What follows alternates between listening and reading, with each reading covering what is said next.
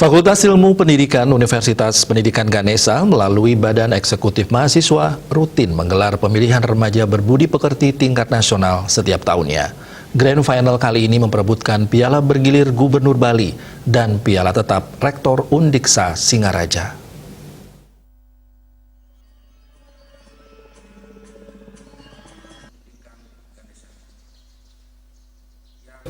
Ajang remaja berbudi pekerti diikuti siswa SMA, SMK, MA, dan mahasiswa se-Indonesia ini dilaksanakan di Auditorium Undiksa Singaraja pada 28 Oktober kemarin. Grand Final tersebut dibuka langsung oleh Gubernur Bali yang diwakilkan oleh Kabid SMA Dinas Pendidikan Provinsi Bali.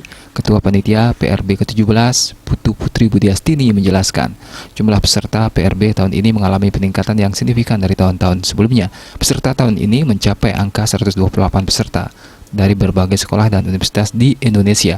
Melalui seleksi yang cukup ketat diperoleh 15 besar finalis yang bertarung pada Grand Final kali ini.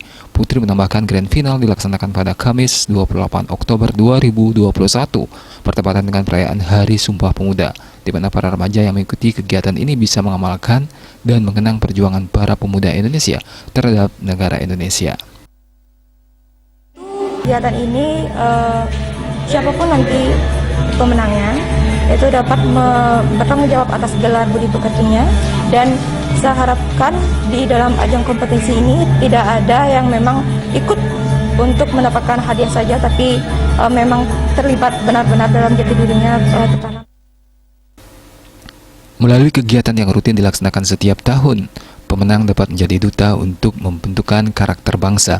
Kegiatan ini diharapkan terus dilaksanakan karena mampu memberikan kontribusi yang sangat positif kepada generasi muda. Budi pekertinya juga, dan untuk itu kita mencoba memfasilitasi kegiatan pengembangan budi pekerti ini dengan jalan melaksanakan lomba.